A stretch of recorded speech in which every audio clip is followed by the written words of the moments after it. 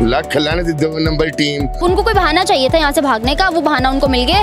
बल्कि 3 हरफ लख दी लानत इंडिया पे भी भेजने चाहिए और न्यूजीलैंड पे भी भेजना चाहिए। अब हाँ, पाकिस्तान में अगर जरा सा भी कोई मतलब कुछ होता है ना तो कहते हैं इंडिया वालों ने किया। लेकिन जो न्यूजीलैंड के प्लेयर थे ना, उनके गोडे गिट्टे में इतनी दम नहीं था। उसके बारे में मैं यही कहूंगी कि ऐसा नहीं होना चाहिए था। गंदगी से हमेशा बदबू आती है, तो इंडिया जो है वो तो है ही गंदगी। जब साउथ अफ्रीका खेलने आई थी तो उसको तो कुछ नहीं हुआ। इंडिया तो पहले चाहता है कि पाकिस्तानी क्रिकेट फ्लॉप हो जाए। तो इंडिया वालों, वो महीना, वो दिन, वो साल आप लोगों के नेस्तो नबूद होने के और सर्वाइवल के आखिरी अयाम होंगे। अस्सलाम वालेकुम, मैं हूं आपके साथ आपकी होस्ट सदफ राना, प्रोग्राम अवाम की सोच नजरिए पाकिस्तान टीवी चैनल पर। जैसा कि आप सब जानते हैं कि हिंदुस्तान पाकिस्तान का अज़ली दुश्मन रहा है और अपनी दुश्मनी के वार वो किसी न किसी रूप में करता रहता है। अभी रिसेंटली हमें न्यूज़ मिली है कि इंडिया के कहने पर न्यूजीलैंड क्रिकेट टीम ने अचानक से पाकिस्तान का दौरा ख़त्म कर दिया। पाकिस्तान में वो नहीं आना चाह रहे हैं। इसकी वजह से सारे ओवरऑल वर्ल्ड में, सारे मुल्कों में पाकिस्तान को बहुत ज़्यादा शर्मिंदगी का सामना करना पड़ा है। इसके बारे में हमारी आवाम क्या कहती है, आइए आवाम की राय जानते हैं। जी अस्सलाम वालेकुम। जी वालेकुम सलाम। जी सर, कैसे हैं आप? जी बिल्कुल ठीक है, मैं कहना साइकिल से बचा। जी सर, आज आपका यहाँ पे आना कैसे हो गया?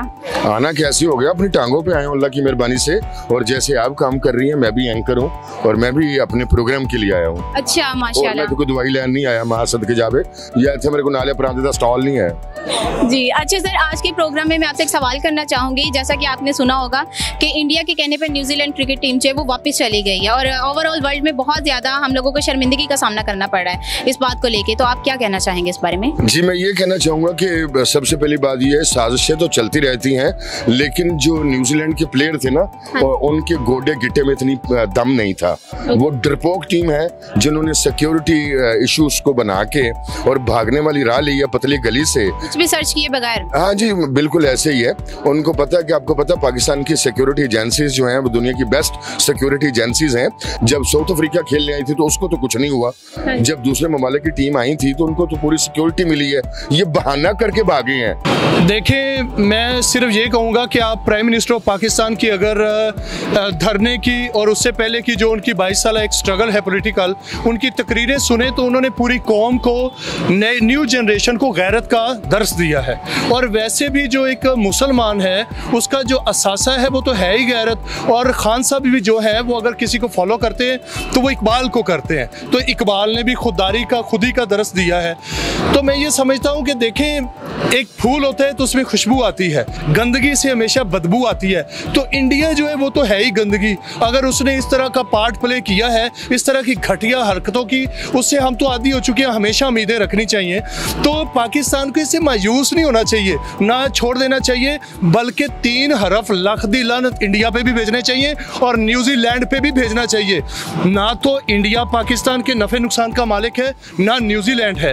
पाकिस्तान की टीम अगर उसमें से पॉलिटिक्स निकल जाए तो दुनिया की बेस्ट टीम है आज भी।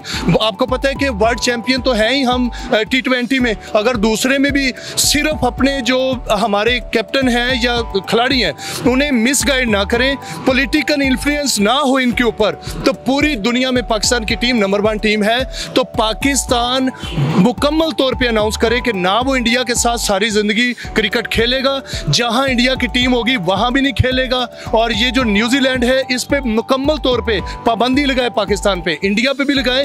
क्यों नहीं देते ये गैरत का दर्स पाकिस्तानी होने के नाते? इंडिया तो पहले चाहता है कि पाकिस्तानी क्रिकेट फ्लॉप हो जाए और उसके अलावा ये बदनाम हो जाए, मतलब किसी ना किसी चक्कर में फंसे रहे। पाकिस्तानी टीम एक अच्छी टीम है, मतलब कि अच्छे प्लेयर हैं, मतलब आपस में कॉम्प्रोमाइज़ करते हैं और दूसरी टीमें जेलस होती हैं। इंडियन जो प्लेयर है ना पाकिस्तानी टीम से जेलस होते हैं, इसीलिए कह रहे हैं कि वो पीछे रहे। बात ऐसी है ना कि ये इंडिया का कोई पहली दफ़ा तो है नहीं है। जी हाँ, कि पहली दफ़ा इस तरह हथकंडे इस्तेमाल कर रही है। ये हर दफ़ा इनों के ये काम होते हैं, पर इंशाल्लाह इज़्ज़त देने वाली ज़ात तो अल्लाह की ज़ात है। इंशाल्लाह हर महाज पे पाकिस्तान कामयाब होगा और ये नाकाम होंगे, ये मुँह के बल गिरेंगे। और इंशाल्लाह दुनिया को पता है, हमें बताने की ज़रूरत नहीं है। वो क्या इनको को तासर देंगे न्यूजीलैंड टीम को कि वहाँ हालात ख़राब है, वहाँ ऐसे माहौल है। दुनिया आती है, सबको पता है, जो वापस जाता है वो पाकिस्तान की तारीफ के बगैर रहता ही नहीं है। देखिए इंडिया जो है शुरू से पाकिस्तान के खिलाफ इस तरह के होते ओछे हथकंडे इस्तेमाल करता है। उसने कि दोबारा ये हरकत की है तो इसके बारे में तो मैं यही कहूँगा कि इंडिया को बाहर आना चाहिए। वहाँ भी हमारे साथ हमसाया ममालिक हैं हमारे, ठीक है। तो अभी न्यूजीलैंड की जो टीम हमारे मुल्क में आ रही थी, इससे पाकिस्तान का जो इमेज है अच्छा इंटरनेशनल लेवल पे होना था, लेकिन इंडिया की इस हरकत की वजह से पाकिस्तानी लेवल जो फिर भी डाउन हो गया। तो इंडिया को बाहर आना चाहिए, कम से कम ये चीज़ें देखनी चाहिए। और कश्मीर में वैसे ही वो बहुत जुल्म कर रहे हैं, ठीक है, बिल्कुल ऐसा ही है, कश्मीरी भाइयों के खिलाफ, ठीक है। तो अक़वाम मुत्तहिदा को चाहिए कि इसमें अपना किरदार अदा करें। मैं तो ये समझता हूँ कि पहली बात तो हर इंसान का पॉजिटिव होना चाहिए, कि किसी के कहने पे या सुनने पे कोई बात नहीं होनी चाहिए कि आप एक एजुकेटेड पर्सन है या आप एक में इंसानियत है, तो आपको देखना चाहिए कि हमारा प्रीवियस या पास्ट के क्या रिकॉर्ड हैं और हमारे आपस में क्या रिलेशंस थे दूसरे कंट्री के साथ। सर हिंदुस्तान तो स्टार्ट से ही ये चीप हरकतें करते आए हैं ना। जी बिल्कुल ऐसे ही है, लेकिन मैं ये समझता हूँ कि जितना उनका एजुकेशन लेवल हाई है और उनको भी अपनी सोच को मुस्बत करना चाहिए अब तक तो, क्योंकि अब तो पास्ट या पुराना दौर नहीं है, तो इंसान को एक अच्छी सोच के साथ एक अच्छा आगे दोस्ती की तरफ कदम बढ़ाना चाहिए। और सबसे पहले तो ये चीज़ बिल्कुल क्लियर है कि ये जस्ट फॉर डिफेम पाकिस्तान, और स्पेशली अगर देखा जाए अभी तो कंफर्म नहीं हुआ कि ये वाकई इंडियन प्रोपेगेंडा है या वर्ल्ड वाइड कोई साजिश हो रही है पाकिस्तान के ख़िलाफ़, पर ये जो भी हरकत हुई है एक्सेप्टेबल नहीं है और एक वेरी नॉन प्रोफेशनल हरकत हुई है ये। सर ये बहुत बड़ा बैड फैक्टर है और इंडिया की लॉबिंग है बहुत बुरी तरह की पाकिस्तान के ख़िलाफ़। इसके लिए पाकिस्तान को जो है ना, इसको बहुत बुरे तरीके से लेना चाहिए और इंडिया को जो है ना बताना चाहिए कि ऐसे होना नहीं चाहिए, क्योंकि हमारा मुल्क कोई अल्लाह माफ़ी कोई दहशतगर्द मुल्क नहीं है।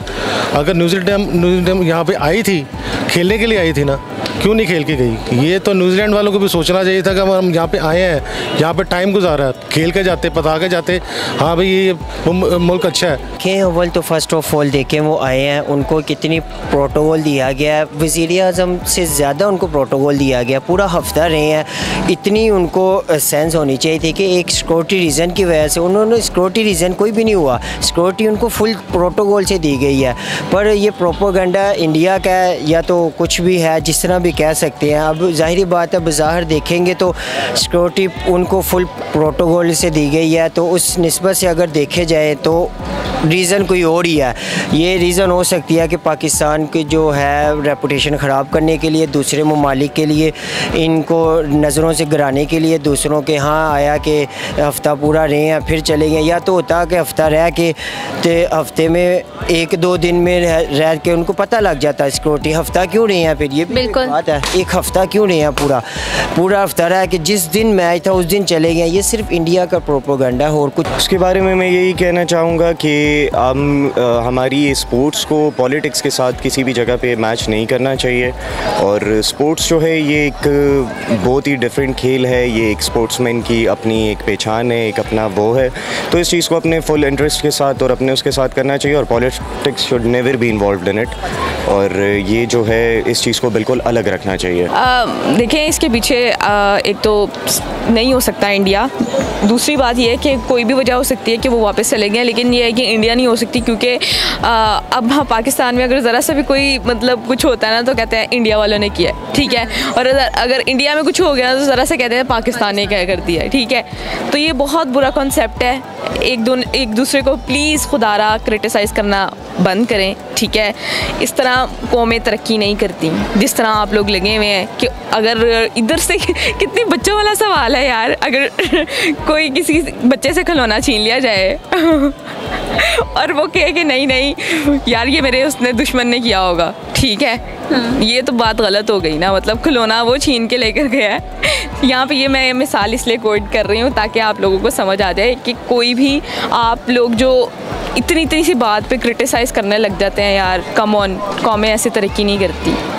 आप लोग भी मेहनत करें, आप लोग भी तरक्की करें, अपना इन्फ्लुएंस अच्छा रखें, ताकि इस तरह के मैचेस और इस तरह की एंटरटेनमेंट की चीज़ें हम लोग पाकिस्तान में भी देख सकें। अनफॉर्चुनेटली वो चले गए हैं, बड़ी धूम मची हुई थी कि इंग्लैंड की जो टीम है वो इधर पाकिस्तान में आई हुई थी, लेकिन कुछ इश्यूज़ होंगे, इश्यूज़ मुझे नहीं पता कि क्या इश्यूज़ हैं, लेकिन ये है कि आप इतनी सी बात पे अगर वो लोग चले गए हैं वापस, उसके पीछे आप इंडिया को कसूरवार नहीं ठहरा सकते। उसके बारे में मैं यही कहूँगी कि ऐसा नहीं होना चाहिए था, क्योंकि मुझे लगता है कि वो लोग खेलने आए ही नहीं थे।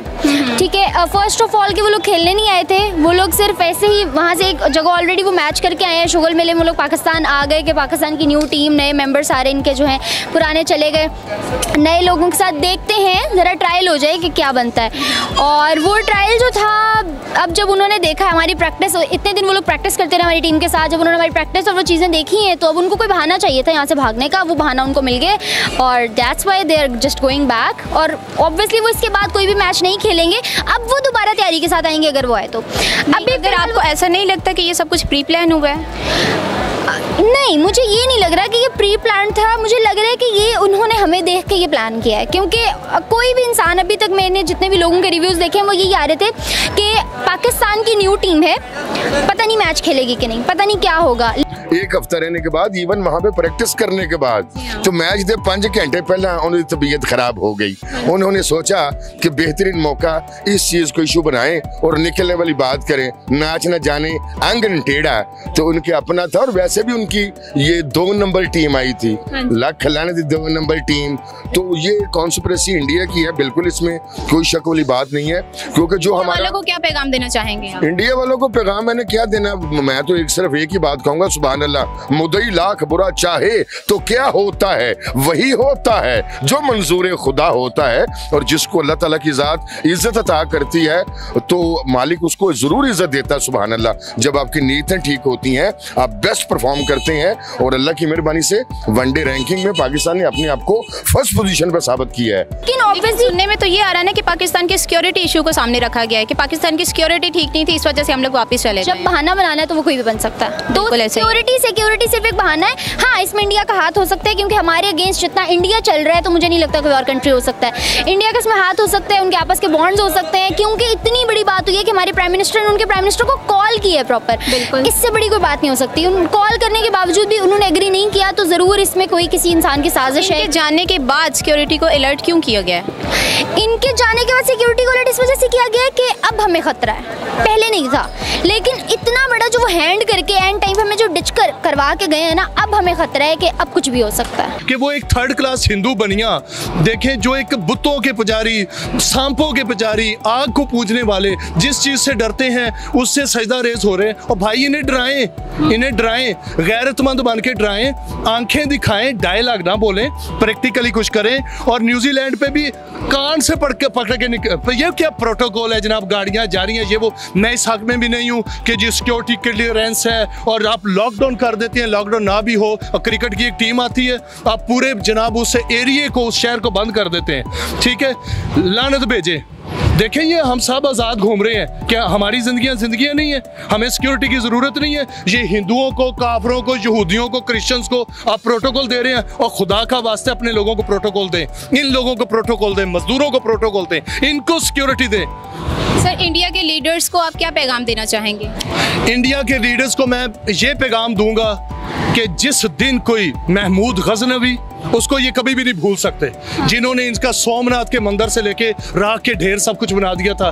जिस दिन कोई मोहम्मद बिन कासिम, जिस दिन कोई टीपू सुल्तान, जिस दिन कोई सलाउद्दीन अय्यूबी की गैरत रखने वाला हुक्मरान आ गया, तो इंडिया वालों, वो महीना, वो दिन, वो साल आप लोगों के नेस्तो नबूद होने के और सर्वाइवल के आखिरी अयाम होंगे।